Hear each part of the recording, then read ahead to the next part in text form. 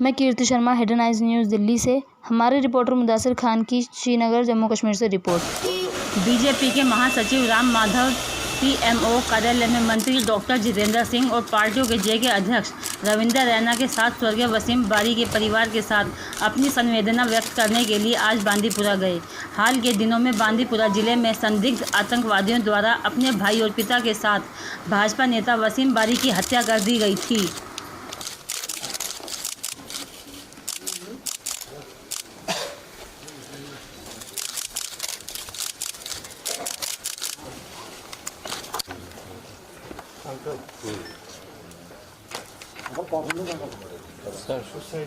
Sir थोड़ा सा इस साइड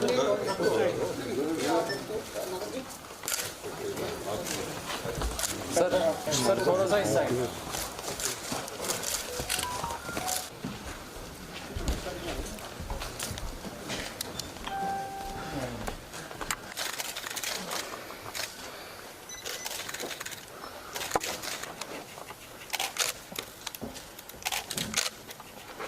खड़ी हुई है। आज कश्मीर में वो विचारधारा अगर कायम रखी है तो भारतीय जनता का शहीद हुआ।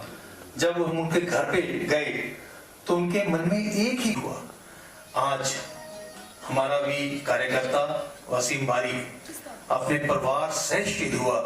लेकिन आज के तहत इतनी मदद की, इस प्रोग्राम के तहत इतनी मदद की, बहुत ही नौजवानों को शहीद कर दिया।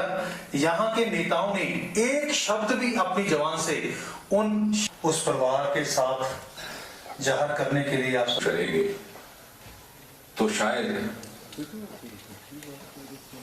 इसके खन्ना जी वो मंच पे तशरीफ लाए हुआ करते थे। मैं कार्यकर्ता के साथ बैठा कि 3 क्यों स्टेज का काम देख रहे हैं, बहुत ही पुराने कार्यकर्ता हमें रखना और इस परिवार के लिए जो हम कर सकेंगे वो करेंगे, किया और भी करेंगे।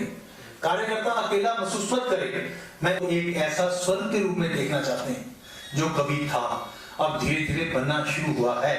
और जिन लोगों ने इसको नरक बनाया है वो नरक के ही शोपियां एक बार जाने का प्रोग्राम बनाया, कितना हौसला था। खन्ना साहब आइए ना, 400-500 लोगों की मीटिंग करूंगा, क्या जज्बा है कार्यकर्ता। और इस कश्मीर घाटी से हमारे लीडरगण साहब से गुजारिश करूंगा कि वो मंच से आता है।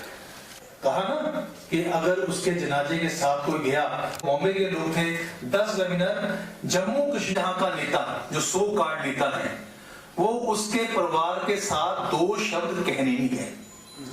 लेकिन भारतीय जनता पार्टी के पहले क्या हाल था, अब क्या हाल है, तो वो हैरान होते थे कि इस देश को, इस प्रदेश को इस ढंग से अफसोस करने आया तो उसका। लेकिन फिर आप कार्यकर्ता के साथ हम लोग पहुंच गए। तो मैं आपसे निवेदन करूंगा, आज आप सबने अपने देश का झंडा ऊपर रखा है, तो मैं आपसे निवेदन करूंगा 11 करोड़ जो अपने कार्यकर्ता हैं, भारतीय जनता पार्टी के मेंबर हैं, उस परिवार का मैं। और इस कोरोना के दौरान राम माधव मैं बताना चाहूंगा, कम से कम 10 मेरे को खतरा ही है, क्योंकि टारगेट तो इस ऐसा है। यहाँ हमारे सभी कार्यकर्ताओं को जिन जिन की सुरक्षा की जो आवश्यकता है उसका आधार पर सुरक्षा देने का प्रबंध हो रहा है। और जो शहीद हुए हमारे वसीम बारी वगैरह, उनके लिए भी सुरक्षा की व्यवस्था की गई थी, पर उसमें कुछ चूक हो गई। उस चूक के चलते ये दुर्घटना घटी है। उस पर प्रशासन कार्रवाई जरूर करेगी। प्रशासन हमारे नहीं, यहाँ के सभी राजनीतिक कार्यकर्ताओं को जो आवश्यक सुरक्षा देने के लिए सारी तैयारी कर रही है। माधव जी, अभी आप अंदर बात कर रहे थे, कह रहे थे कि 1 साल होने को आया और अभी जल्द चुनाव भी होने वाले हैं, तो क्या चुनाव के लिए, हालांकि अभी कोविड का चल रहा है तो संभव नहीं है, लेकिन क्या कुछ रणनीति है चुनाव को लेके, और कब आप देख रहे हैं कि कब? नहीं, जो जम्मू कश्मीर का यूटी का कानून बना, उसके अंदर जम्मू कश्मीर यूटी के लिए एक लेजिस्लेटिव असेंबली भी होगी और उसके लिए डिलिमिटेशन का एक्सरसाइज प्रारंभ हुआ है। मैं मानता हूं कि डिलिमिटेशन एक्सरसाइज पूरा होने के बाद अनुकूल समय देखकर जरूर इस राज्य में लेजिस्लेटिव असेंबली यूटी के लिए बनाया जाएगा।